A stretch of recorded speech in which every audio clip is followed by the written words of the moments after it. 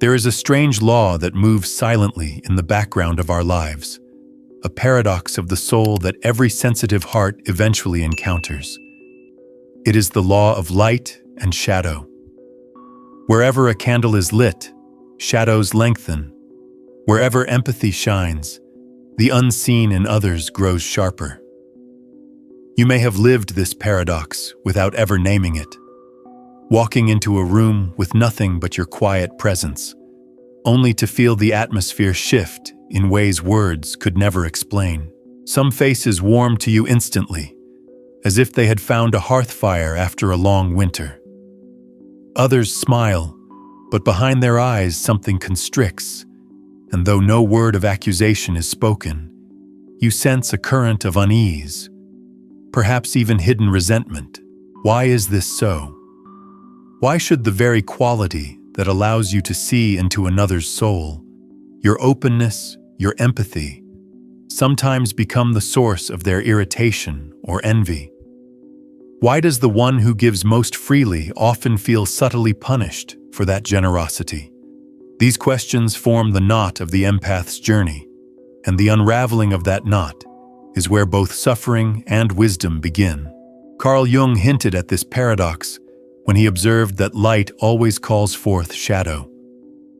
He was not speaking in poetic exaggeration, but in the precise language of psychological truth. When an empath steps into the world, their presence is not neutral. They embody a clarity that others feel even if they cannot name it. The empath's openness creates a mirror in which hidden wounds, long denied, suddenly become visible. For some, this reflection feels like grace. For others, it feels like exposure.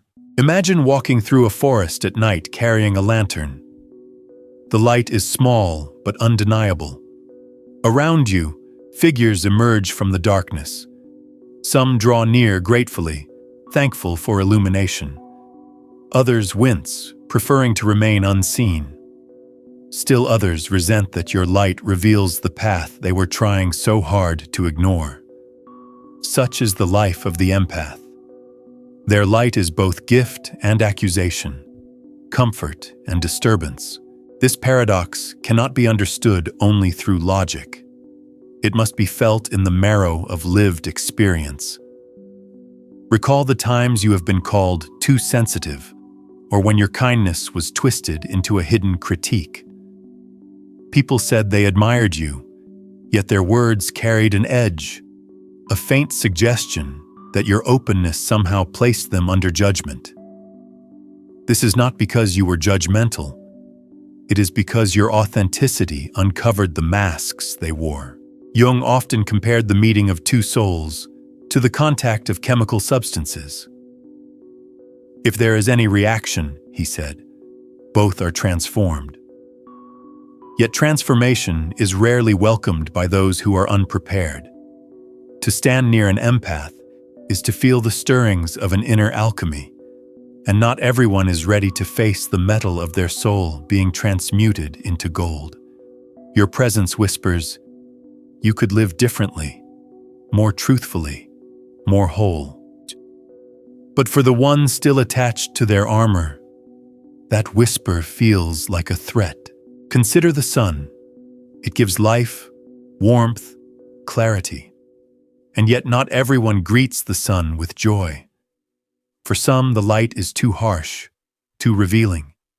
Shadows flee under its gaze, and truth cannot hide. In much the same way, your empathic energy can feel invasive to someone unwilling to confront what hides within. They may label you as overly emotional, accuse you of exaggeration, or dismiss you with a laugh. But what they are truly resisting is not you. It is their own unacknowledged shadow, stirred into discomfort by your light. This is why resentment often grows silently around empaths. On the surface, you may be praised, even admired. But beneath that surface lies a quiet hostility. The paradox is cruel. You become both beloved and undermined, cherished yet subtly rejected. It is as though people want to stand close enough to feel your warmth, but not so close that they must face the illumination it brings. If you are listening to these words, perhaps you recognize yourself in this tension. Perhaps you have wondered why certain relationships leave you drained, confused, or quietly hurt, even though you did nothing wrong. The truth is that your very existence, your openness of heart, can stir a conflict in others they do not understand. They feel both drawn to and threatened by you. They long for the authenticity you carry, yet fear what it demands of them. I invite you to pause and notice how this paradox has shaped your own story. Were there times in school, at work, or even within your family when your sensitivity seemed to attract criticism rather than appreciation? Did you ever feel like your empathy was misinterpreted as weakness, or your presence as an accusation? These moments are not coincidences. They are signs of the law of light and shadow at work, the psychic principle that empathy awakens both longing and resistance. To begin to live consciously as an empath, you must first recognize this law as real. It is not a flaw in you. It is a pattern in the human soul. Wherever there is light, shadow becomes sharper. Wherever someone dares to live authentically, the masks of others tremble. To deny this law is to wander in confusion. To accept it is to take the first step into wisdom. And so, the empath's task is not to dim their light to ease the discomfort of others. The task is to understand the dynamic, to see resentment not as a verdict, but as a signpost, a message from the unconscious that says, "Your presence has touched something hidden." When you see this clearly, you stop asking, "What is wrong with me?" and begin asking, "What is awakening in them?" This shift changes everything. It loosens the chains of self-blame and opens the door to compassion without self-erasure.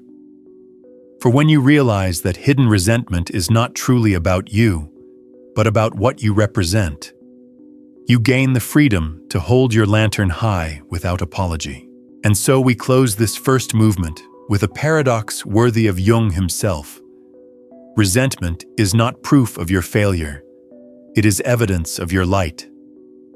To be resented is to be noticed, to stir something in the depths of another's soul. The question that remains, and which will guide us forward, is this: what is really happening inside those who resent you? What ancient wounds, what suppressed truths are being reflected back by your presence? That is the mystery we will now turn toward, as we step deeper into the hidden world of projection and the unhealed wounds that shape human connection. To understand why empaths attract hidden resentment, we must step into one of Jung's most important psychological mechanisms: projection. Projection is not simply misunderstanding. It is the psyche's way of disowning parts of itself by placing them onto another. When someone cannot bear to face their own woundedness, they may unconsciously assign it to you, the empath, as if you were the canvas upon which their unspoken story is painted. Imagine for a moment standing before a mirror. If your face carries a scar, the mirror will reveal it without distortion. But what if, instead of looking honestly, you become angry at the mirror for showing the scar? That is projection. The person who resents your light is, in truth, reacting not to you, but to the image of themselves that you reflect. They are startled by the clarity you provide, and rather than accept it, they push it away. This explains why an empath's presence can feel so unsettling to others. You might say nothing at all, yet your authenticity silently holds up a mirror. For the person who has buried their pain, your openness whispers of wounds they have hidden. Your light exposes both their longing and their fear.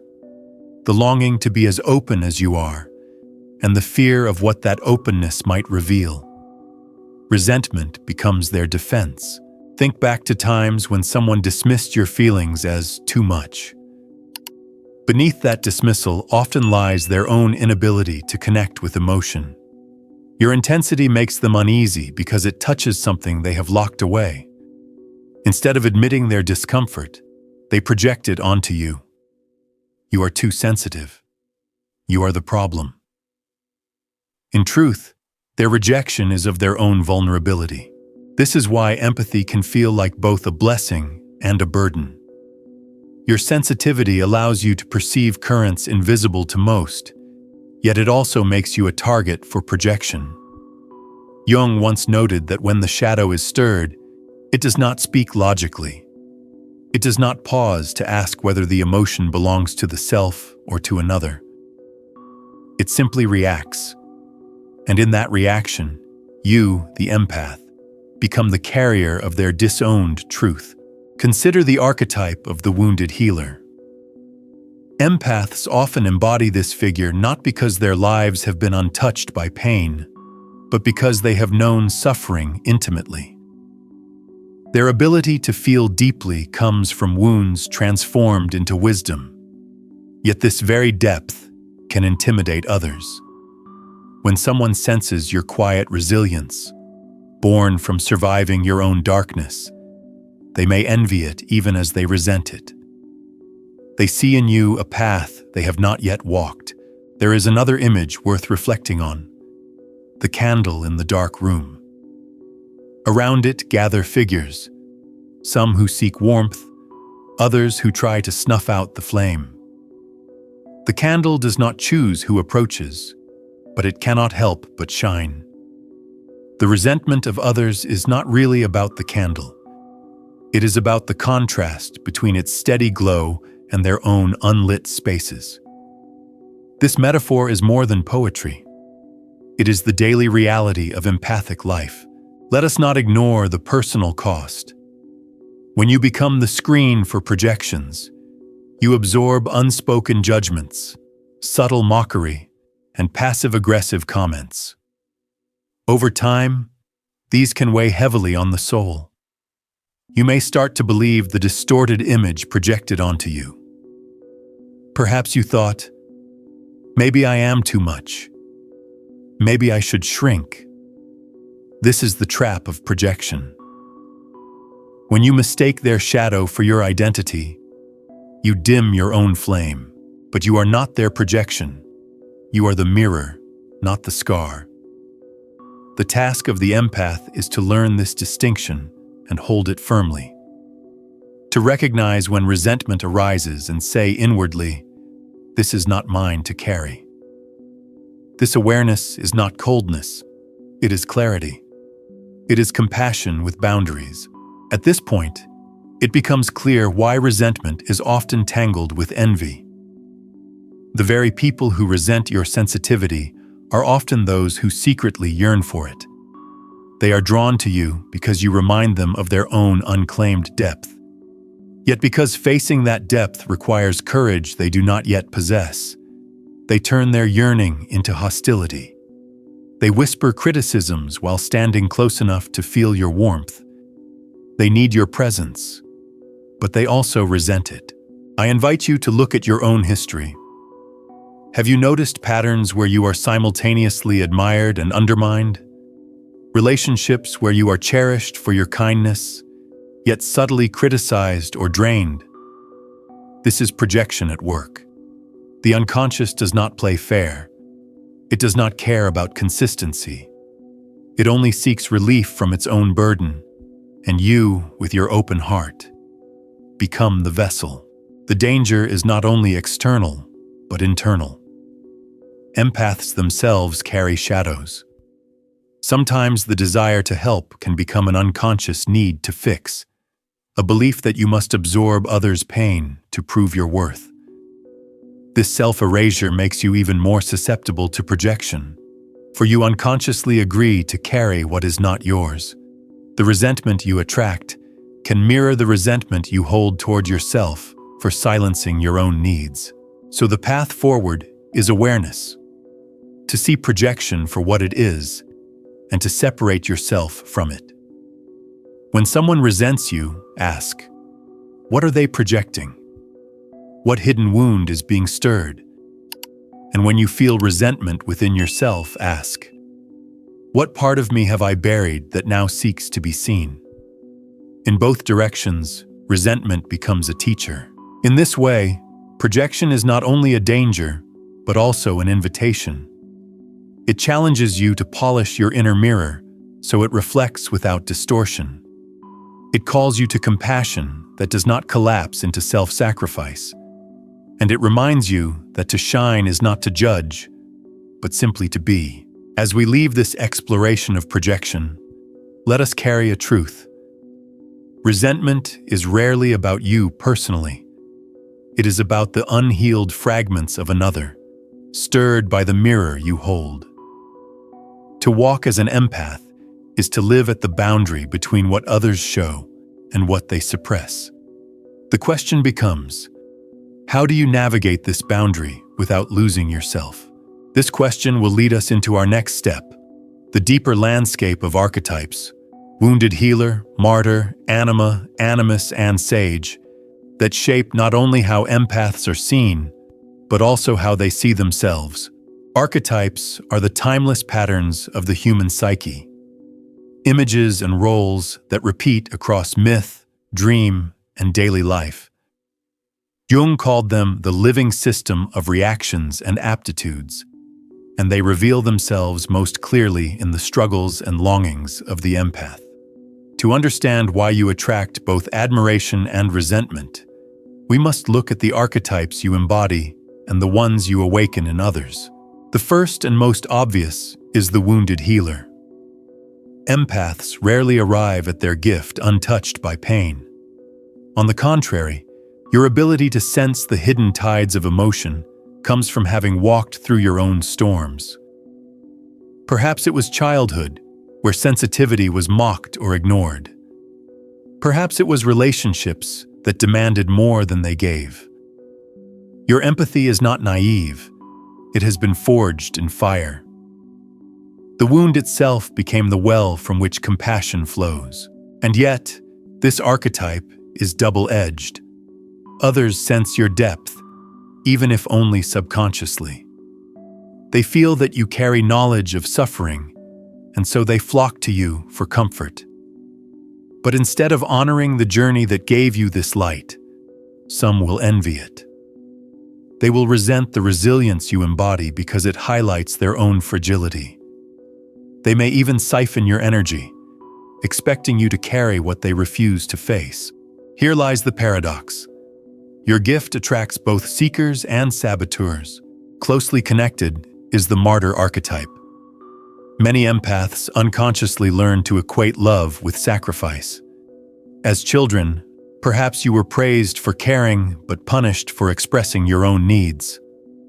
Over time, you learn to absorb pain silently, to give without asking, to believe that your worth depended on easing others' burdens.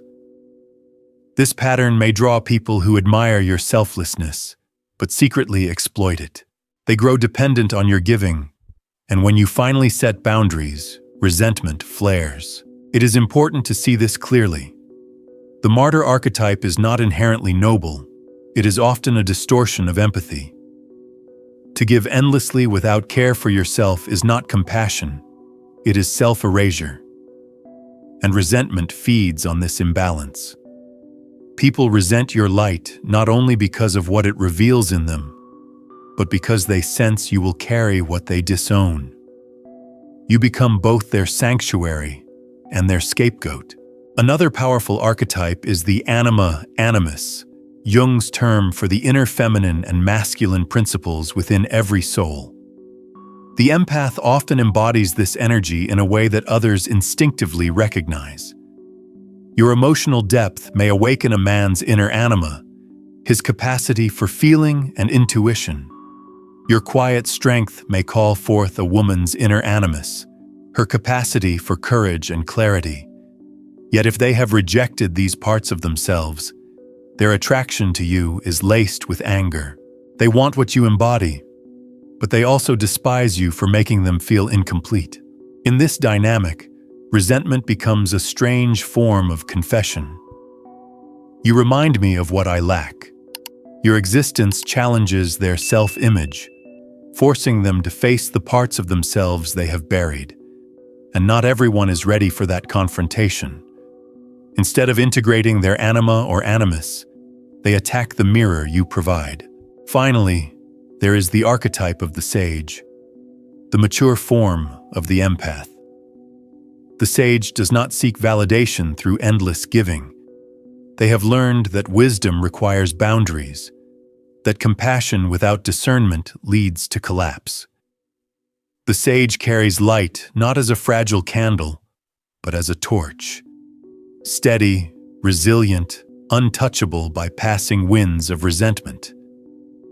To step into this archetype is to transform the empath's vulnerability into power. Not the power of domination, but of presence. Think of the myths.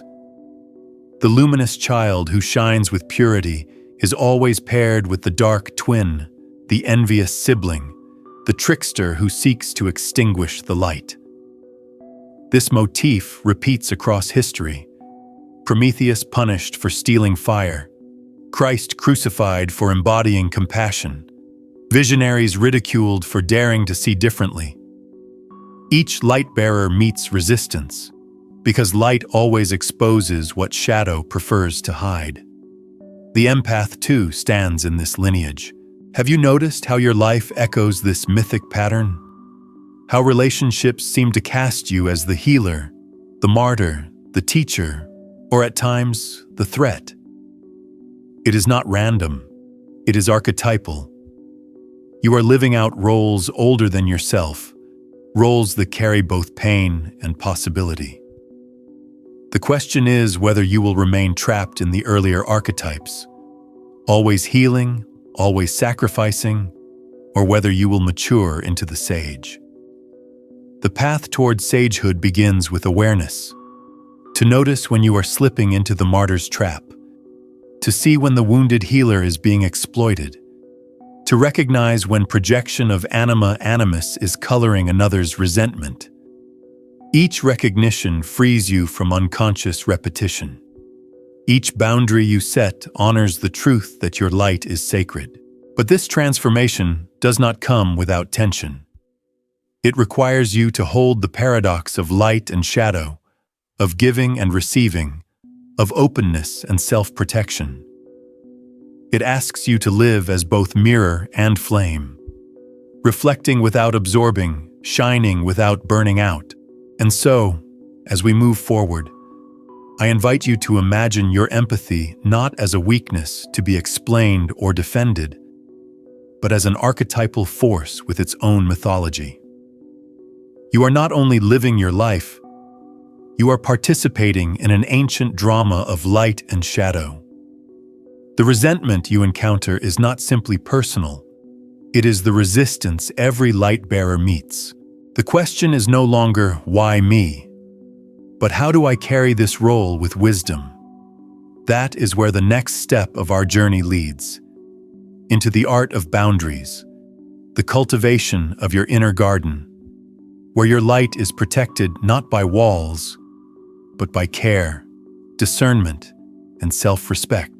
There is an image that returns again and again in the lives of empaths: the garden. Jung often used symbolic language to describe the psyche, and few metaphors capture the essence of boundaries more beautifully than the image of an inner garden. Think of your soul as a place where flowers bloom, where trees rise with quiet strength, where water flows with clarity. This is the source of your empathy, alive, fertile, luminous. But a garden without a fence is vulnerable. Anyone can enter, admire, pluck, or trample. Some come in reverence, others come careless or even envious. Without boundaries, the garden is at risk of being diminished, not because its beauty fades, but because it is not protected. For many empaths, the absence of boundaries comes from early conditioning. Perhaps as children, you were taught that your feelings mattered less than keeping peace. Perhaps you were rewarded for selflessness, but shamed for self-assertion. Over time, you learn that love seemed conditional upon giving, serving, absorbing. The result is an open gate in your inner garden. Anyone can walk in, and you may even feel guilty for asking them to tread gently. But what if you began to see boundaries not as selfishness, but as stewardship? A gardener does not build a fence to keep out the world. They build it to protect the delicate life within so that it can thrive. In the same way, energetic boundaries are not walls of coldness. They are expressions of self-respect, saying, "This is who I am. I welcome those who honor it. I will not allow my essence to be trampled."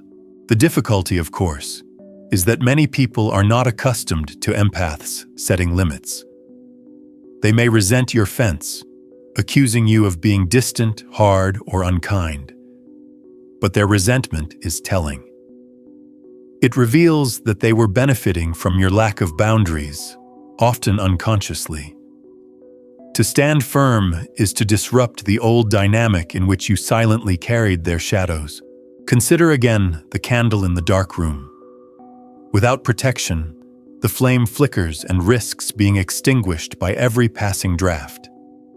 With a lantern around it, the flame burns steadily, illuminating without fear. Boundaries are the lantern for your light.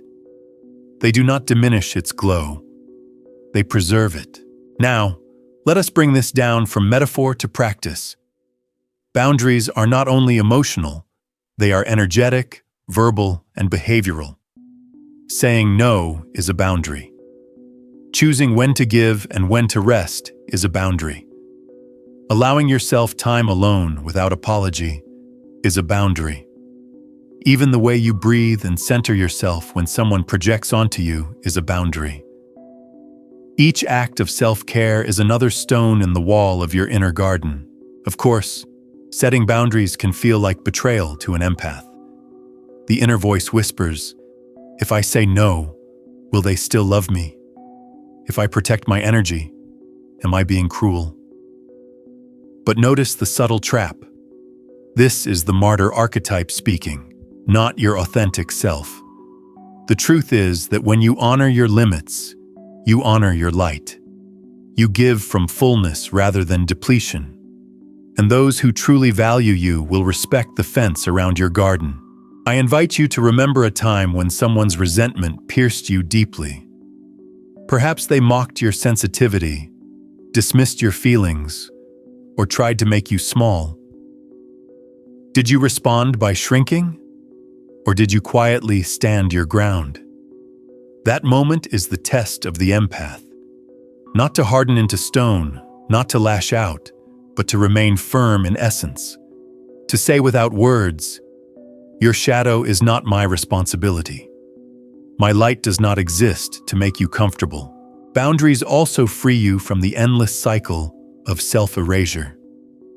Without them, resentment accumulates not only in others, but in yourself.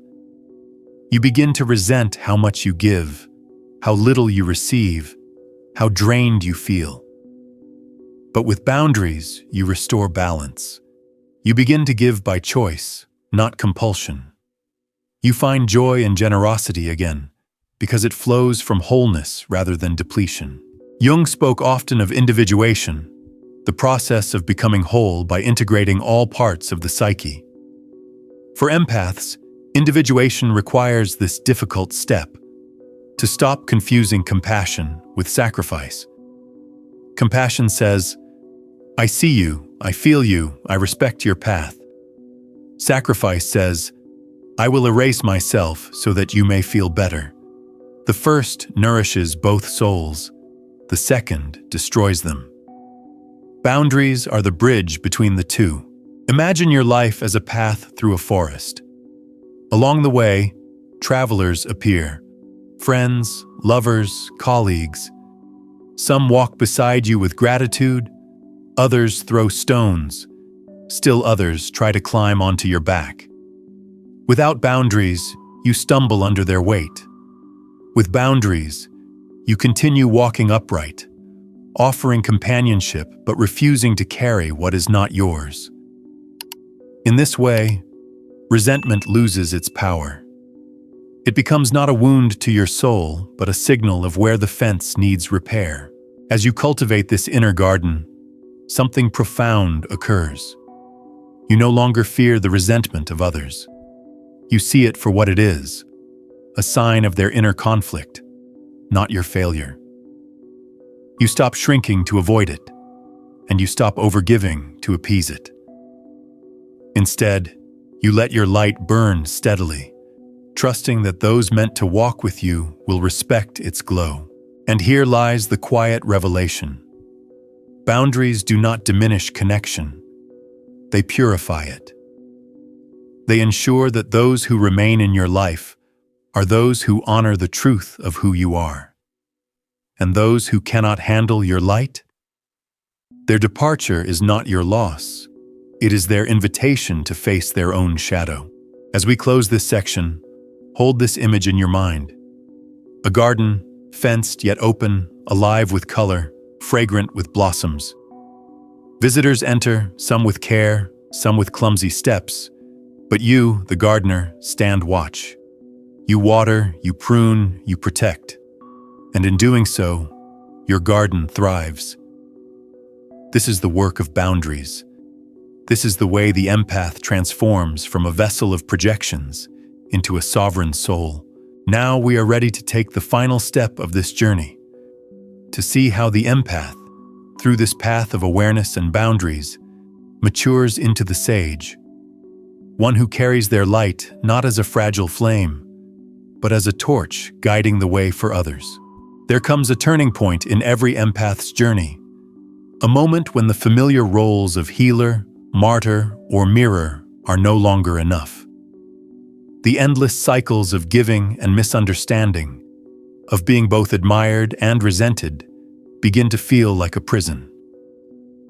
And yet, within that tension lies the seed of transformation. For the empath is not meant to remain forever in vulnerability. The true destination is to become the sage, one who carries empathy not as a burden, but as wisdom, not as self-erasure, but as luminous presence. The sage archetype is not about retreating from life into aloofness. It is about integrating all that has been learned through suffering and turning it into strength. The empath who becomes sage realizes that their sensitivity is neither weakness nor curse. It is a form of perception, one that can guide, heal, and inspire, but only when balanced with self-knowledge and boundaries. Think of fire. In its uncontrolled form, it burns wildly, consuming everything around it.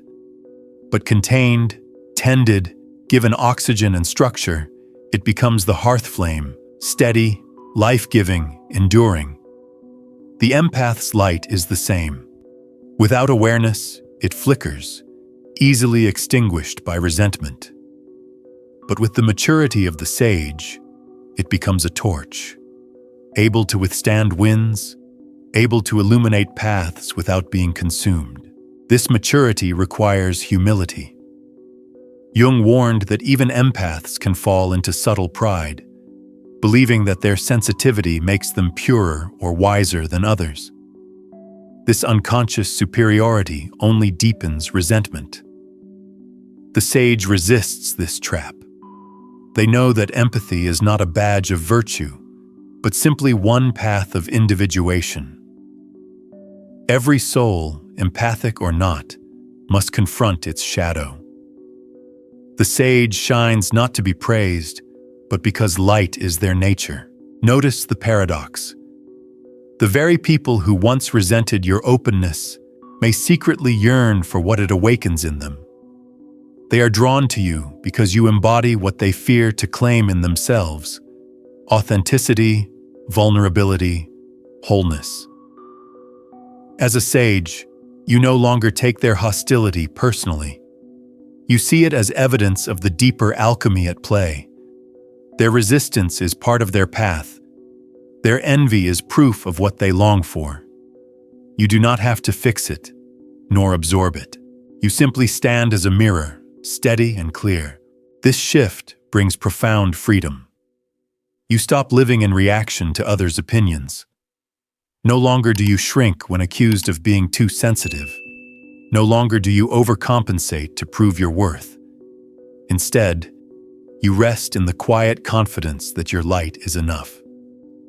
You understand that resentment is not a verdict, but a sign that something archetypal has been stirred. And rather than taking it as condemnation, you recognize it as confirmation. You are doing the work of the soul. Let us recall the myths once more.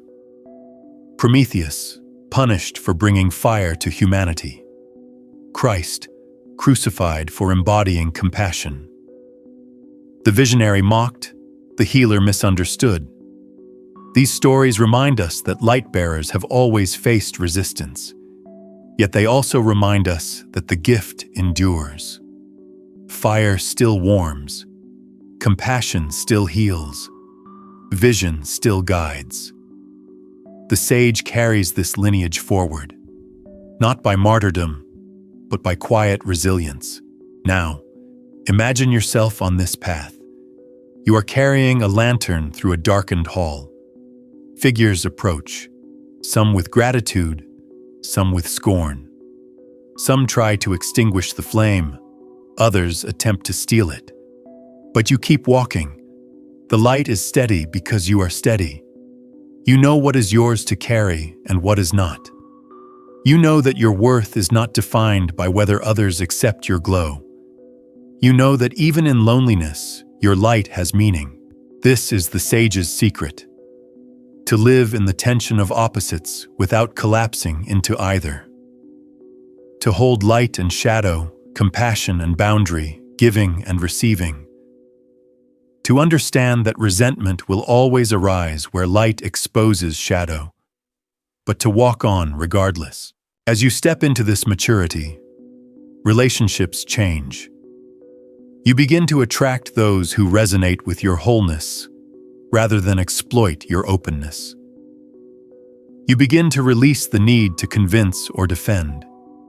You discover that silence itself can be an act of wisdom. That presence without explanation is often the most powerful teaching. Yet even as a sage, the empath's journey does not end. Individuation is lifelong. There will always be new shadows to integrate, new tests of humility, new opportunities to deepen compassion. But you walk with a steadiness now, carrying your light not timidly, not defiantly, but naturally, as a flame that belongs to you and to the world. And so we arrive at the closing of this path. Empaths attract resentment not because they are flawed, but because they are luminous. Their light reveals what others conceal, awakens what others suppress. The resentment is not their burden, but their confirmation. It means they are alive to the soul's work. As you hold these truths, remember, your task is not to fight the darkness, nor to dim yourself to ease another's discomfort.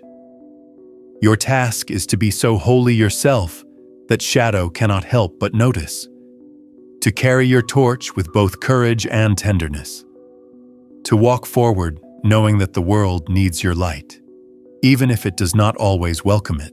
And when the sting of resentment comes, let it remind you, you are shining. You are a mirror of what is possible.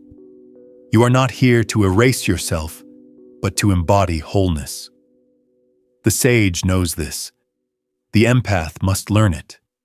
And you, in hearing these words, are already walking the path. The journey we have traced is not only psychological, but archetypal, woven into the mythic fabric of humanity. The empath is the modern heir of Prometheus, of the Christ, of the light-bearer who dares to illuminate. And like all light-bearers, you encounter both reverence and resistance. This duality is not evidence of failure. It is the very proof of your calling. To see this, we must step back into the universal. Every culture has stories of the torchbearer, the healer, the sage. They are loved by some, despised by others. They awaken longing and envy, hope and resentment. What unites them is not the reception they receive, but the steadfastness of their light. Prometheus endures chains, but humanity keeps the fire. Christ endures crucifixion, but compassion reshapes the world. The visionary is mocked, yet their vision lingers in the collective unconscious, waiting for a generation ready to receive it. You too carry such a torch, though perhaps on a smaller scale. Each act of authenticity, each refusal to shrink, each boundary you honor becomes part of that lineage. You may not see the ripples, but they exist. Someone may resent you today and thank you years later. Someone may scorn your openness now, but secretly be inspired to rediscover their own. The unconscious works slowly, but inexorably. The closing image I leave you with is this: you walking through a vast hall of shadow, torch in hand. The walls are lined with figures, some turning away, some reaching out, some trying to blow out your flame. But you continue, not hurried, not fearful, steady. The torch does not flicker because it is fueled not by the approval of others, but by the truth of who you are. And in your wake, small sparks ignite in places you may never see. Do not mistake resentment as rejection. See it as recognition, a sign that your presence has stirred the archetypal drama within another soul, a sign that you are alive to the mystery of light and shadow. So hold your torch high. Do not dim it to make others comfortable. Do not clutch it in pride as proof of superiority. Hold it simply because it is yours, because the world needs what you carry. Even those who resent you today may one day discover that your light was not a threat, but a gift, a mirror of their own unclaimed radiance. In the end, to walk as an empath is to walk as both candle and torch, as mirror and flame. It is not the easiest path, but it is one of the most meaningful. And if you can embrace both the love and the resentment you attract, you will find yourself not diminished, but expanded, not silenced, but deepened, not erased, but made whole.